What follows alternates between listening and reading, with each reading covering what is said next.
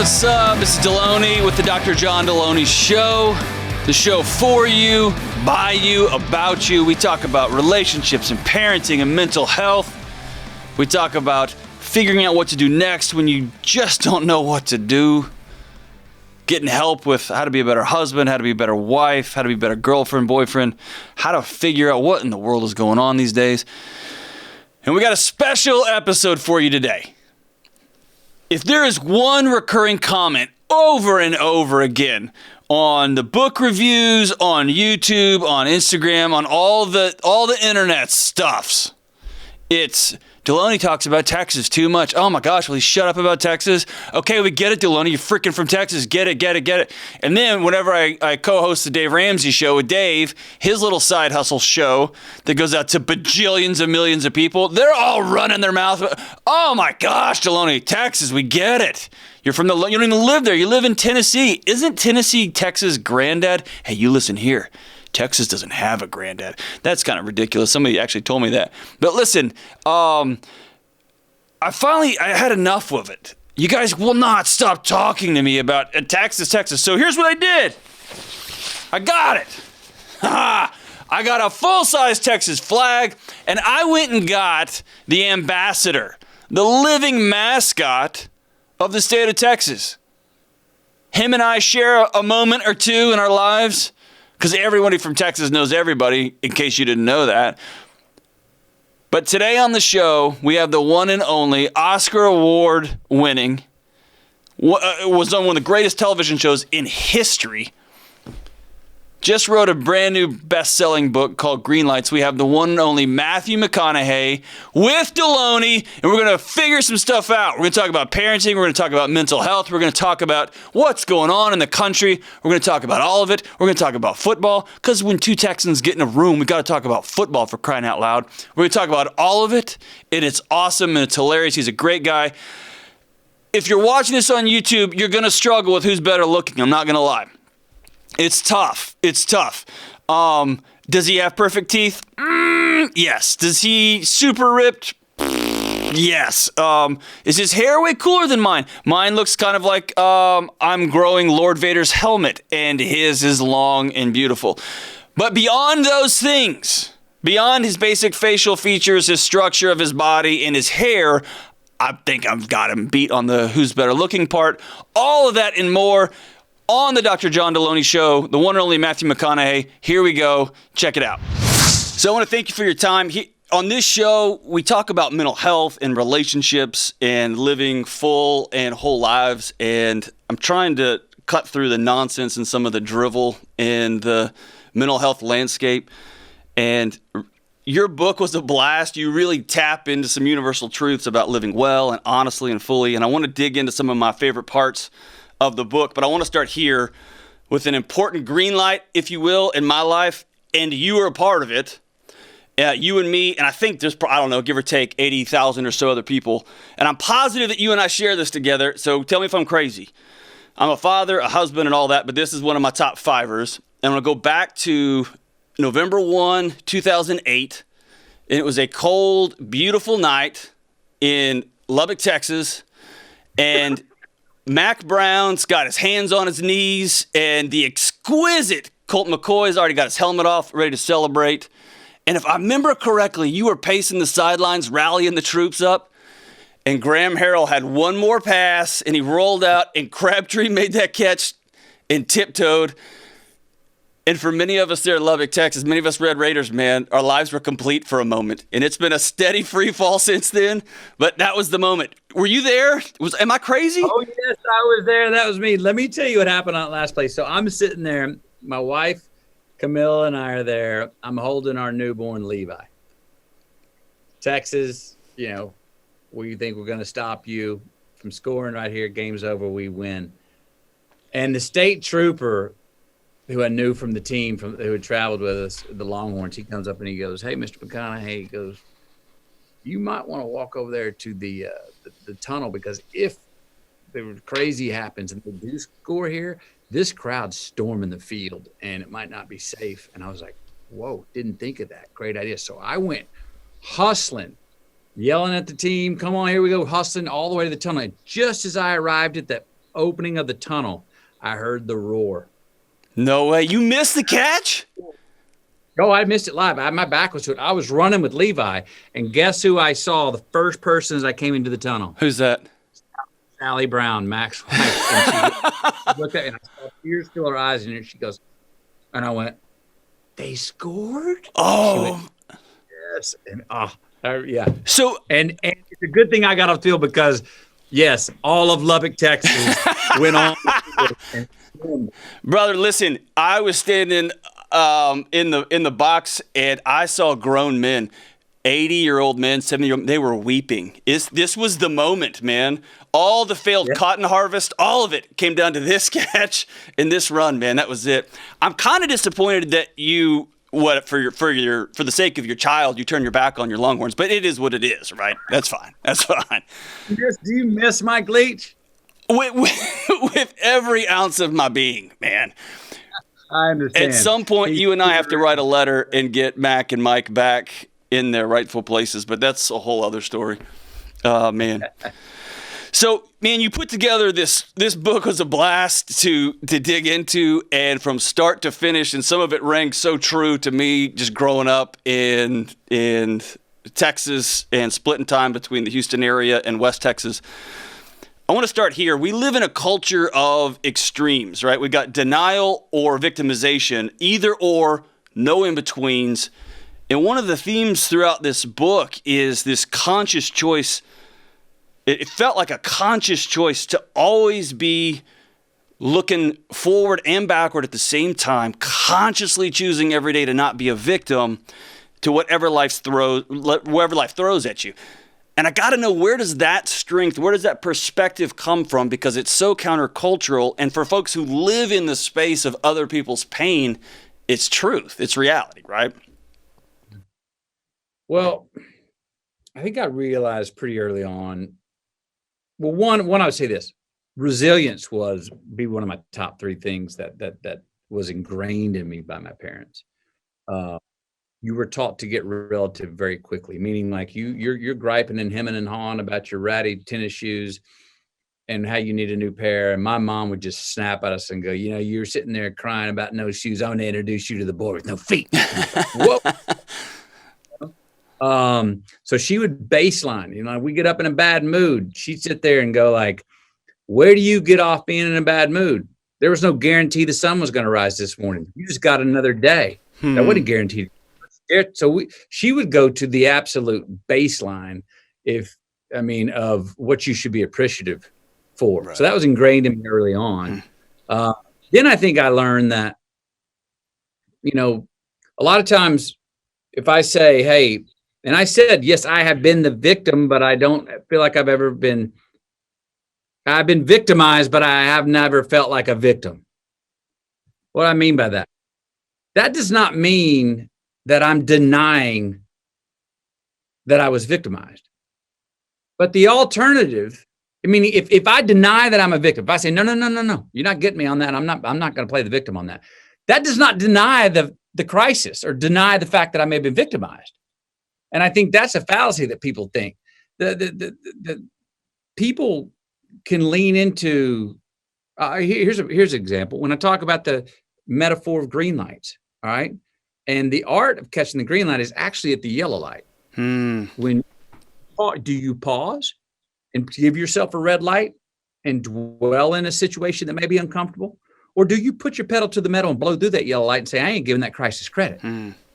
Well, you need both. Right. You need to stop and go, no, I need to slow. I need to check in. I need to recalibrate. I need to check in with who I am in this relationship or with myself or a career. But other times, we too often, and society does this a lot, we slow down at every yellow light, which then turns red, and we find ourselves dwelling in the victimization of, I'm in a red light, when actually we're dwelling in something that's like, we should have never given that crisis credit. I'm not. I should have put the pedal to the metal and ran that yellow light and turned it green by running it. So sometimes I think we slow down too much and give crisis too much credit. And then obviously sometimes if we're just blowing through all the yellow lights, we're not evolving as people. If we're blowing through the yellows and making them green by putting the pedal to the metal, we're not growing. So it's a combination of the two.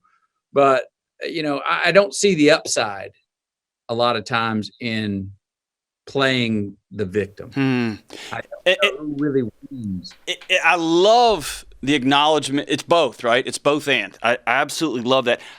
Beyond having an extraordinary mother who man, was really intentional about passing that along, how do we communicate that to kids in our schools? How do we communicate that to kids that aren't our kids, that are in our churches, that are in our neighborhoods? How do we pass that resilience along? Well, that's a great question, and I'm challenged with it every day as a parent, and I think all parents are. The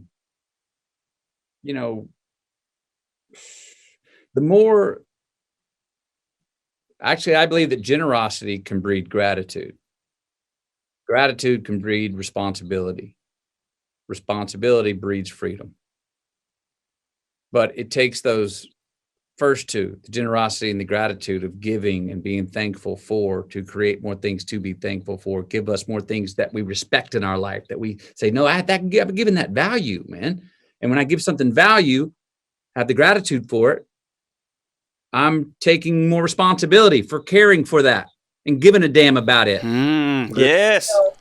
Child, whether it's you, whether it's a friend, whether it's someone's condition. And now if I take responsibility for that, we can start to do the work and either make choices to go forward or sacrifice things that will give us more freedom tomorrow. Everyone goes, oh, it's a different world these days. And yeah, it is. I mean, with, now more than ever, our children, take a snapshot of themselves or some part of themselves and put it out there in the world and then wait. What is the world going to think about it? Right. What are all these strangers out there that I don't know going to think about it? And if they come back with thumbs up, I'm going to have a great day. If they come back with thumbs down, I'm feeling depressed. I don't like who I am. I'm a loser. Well, that's not the place to find your identity. Amen. That's right, man. Out there that you don't know, who are on the sidelines for a reason, because they're on the sidelines. You know what I mean? So I would also say this: fail more. The world tells you don't fail because you'll be embarrassed, and we're all going to say na na na boo about you. Well, again, those people saying that, they're on the sidelines for a reason, because they're not in the game. The people who are really in the game love to see someone fail and get back up. I've gotten success and achieved things in my life, not because I succeeded at it, but because I've actually gotten jobs, was chosen in front of the person who succeeded the first time at it. I was chosen because I failed, got back up, failed, got back up, failed, got back up. And the person who was making the choice goes, I know the guy over here did it right the first time and he's in, but I want this Charlie Hustle over here. Yeah. Who keeps that's character, baby. That's right. Yeah, and it's not always, that way, but you can get places by that resilience, and people will notice someone who goes, I'm going to try again. I'm not quitting. And I think one is just look, we all got to notice, and our children got to understand this thing, life is a rodeo, man. And we're on the bull. And we're all trying to get our 8 seconds. It ain't easy. It ain't supposed to be. And if nobody was wrong, how the hell do we know what was right? So come on, get up. It's not the end all be all. No, the world is out there telling you, nah, boo boo, you screwed up. We didn't like this. Well, you know what? I love it. They don't find you. That's right. So here's a veiled parent question that I'm going to pretend is for the audience, but it's really just two dads talking here. I got a 10-year-old son, Hank, and a 5-year-old daughter, Josephine. And one of the things I loved in your book is your parents had, and I've got capital letters here in my notes, they had expectations for you, right? They had expectations. They expected you to live by the family codes. They expected you to do what they said. And sometimes I loved the expectations, right? Because every family's got their outspoken ones, and then they're like, this is the way we do things, right?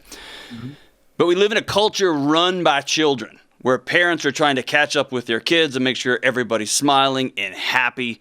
What advice do you have for parents trying to navigate that responsibility to their kids? I'm often telling people over and over, This world's desperate for adults to step up and say no to their kids and show their kids that they love them. What's some advice you got for parents, good man? Participation trophies are doing a disservice to our kids.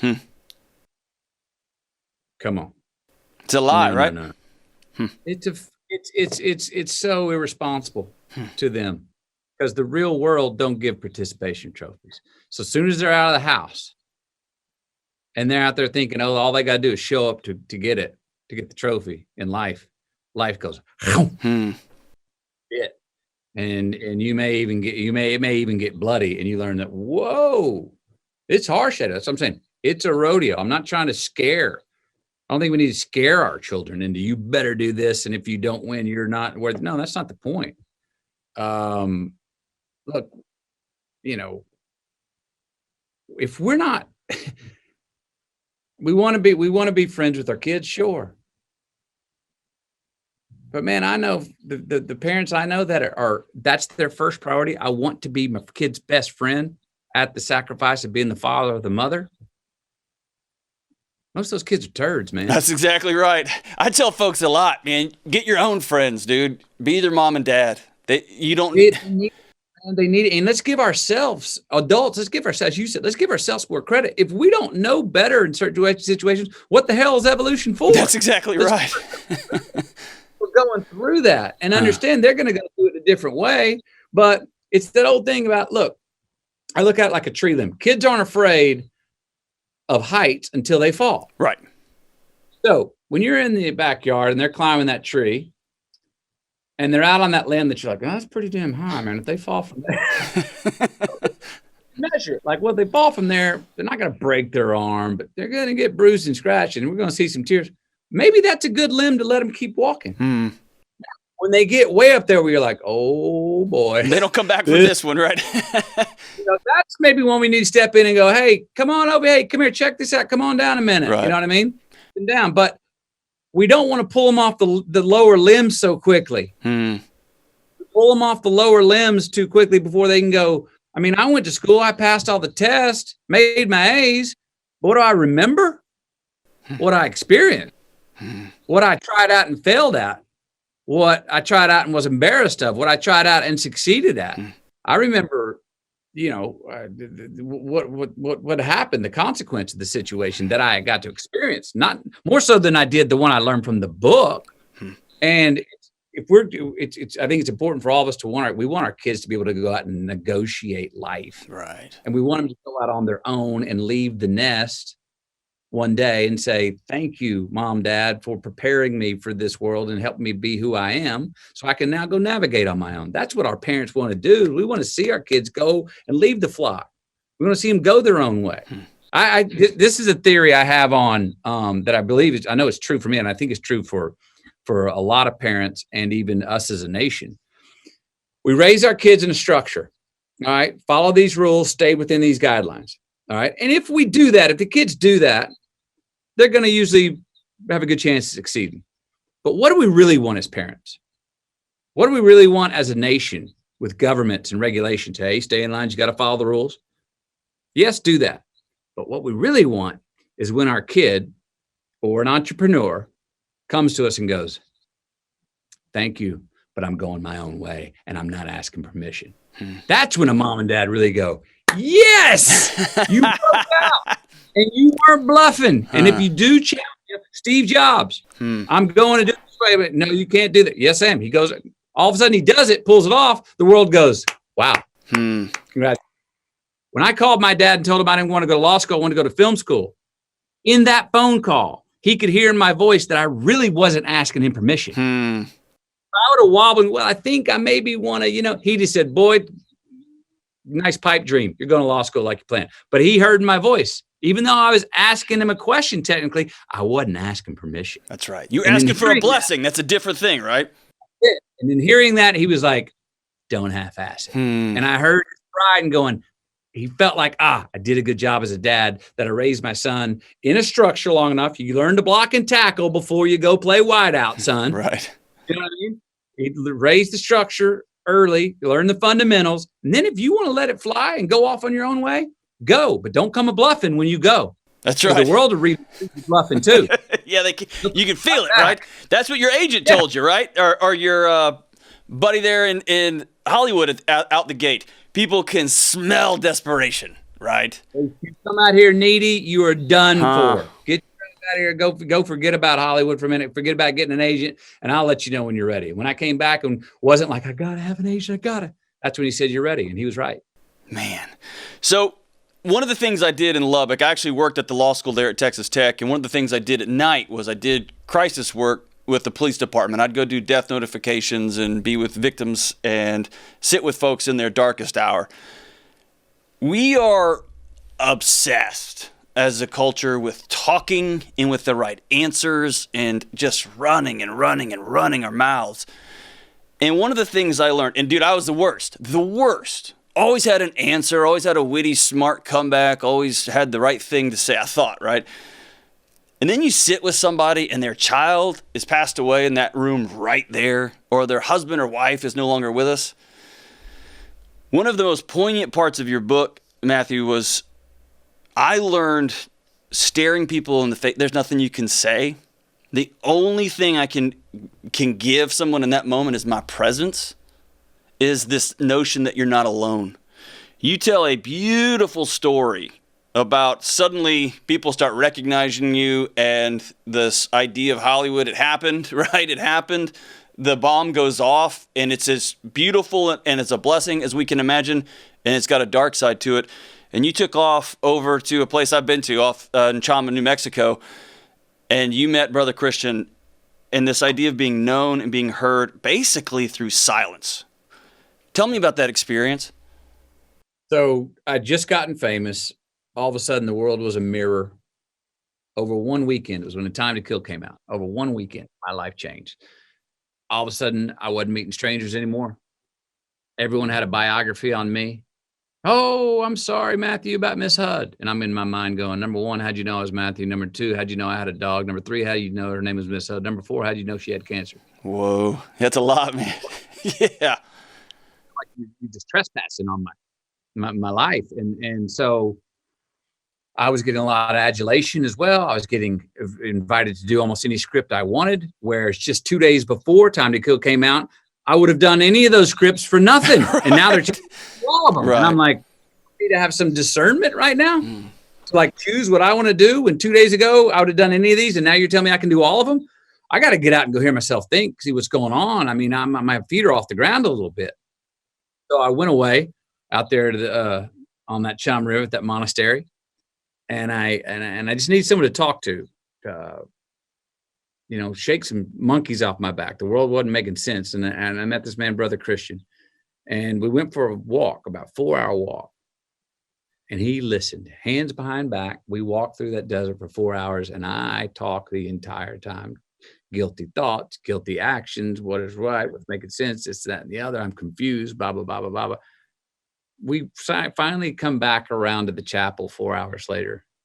I mean, my face is soaking wet, dried tears with dust in them and everything else. And we sit down and I finish off my purge, my confession, basically. And he hadn't said one word in 4 hours. Finally, I finish. And I'm looking at the ground and I'm awaiting this dun-dun-dun-dun. Yes. Awaiting, yes, you are in trouble, son. And here's what you got to do. Nothing. Silence. 15 seconds go by. I finally look up at him. And he's just staring at me. And he looks me in the eye, holds my eye line for about 3 seconds, and he says, me too. Oh, I crumbled, man. I was like, sometimes you don't need advice. Sometimes you just need to be let know, hey, man, it's the human condition, man. We're all in it. And he let me know by saying that while my problems were specific to me, they weren't original. They weren't. I didn't have complete ownership of those. I didn't have that ownership of that human condition. Everyone feels different versions of that. So he spread it out and let me know it's a human. It's part of living, man. Part of being a human. Well, and it allowed me to forgive myself in certain places and gave me the courage to change certain things that I need to change. That theme of we're in it together just weaves its way through your book. And I'm of the belief that that's the most compassionate, needed sentiment across humanity. In my own home, here at my office, everywhere, in my kids' schools, is this notion that we're all in this together.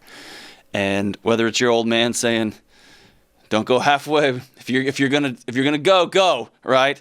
Sure. And your mom saying, "I love you and you're better than that," and your guy saying, "Don't let him smell fear, and then I'll introduce you."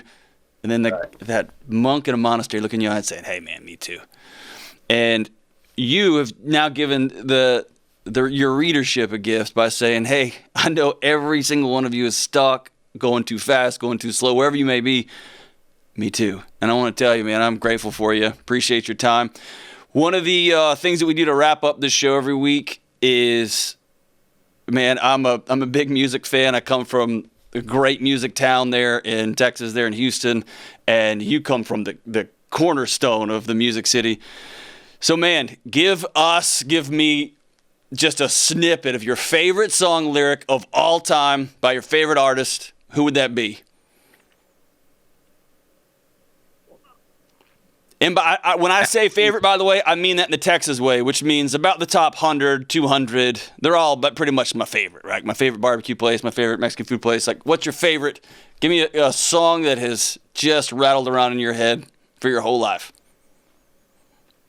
Well, for going Texas-wise, I'd have to be Crazy by Willie Nelson.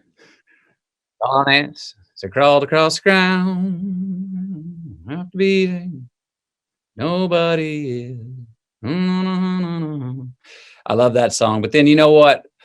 In the theme of what we're talking about, my favorite song of all time, and one that we need to be listening to today more, Pink Houses, John Mellencamp. Yeah. You got a snippet off the top of your head? Black man with black cat living in a black neighborhood. Got an interstate running through his front yard. He thinks he's got it so good. There's a woman in the kitchen cleaning up the evening slop. He looks at her and says, "I remember when you could stop a clock. Ain't that America? You and me. Ain't that America? Something to see. Ain't that America? Home of the free. Yeah. Little pink houses, baby. You and me." My man. Brother Matthew, thank you so much for giving me your most precious resource on planet Earth, which is your time. I'm grateful for you, man. Thank you for bringing some joy into my life with your book and your art, and keep my state nice and warm. And please, for all that is holy, have some queso for me this week, would you? Please do, man. And all right now. Grateful for you, man. Take care. Appreciate it. All right, cool. So that was the one and only Matthew McConaughey. I hope you enjoyed that conversation. Hey, listen, that's the first interview that we've pulled off on the Dr. John Delony Show. If you liked it, send me a message, shoot me a note in the YouTube chat or on the direct messages on the Instagrams or whatever. Let me know if you want to see more interviews with me and my friends. Me and Matthew aren't friends, but we are now, right? It's so awesome to connect with you good folks. Y'all be kind to one another, stay well, be cool, and I'll see you next time on the Dr. John Delony Show.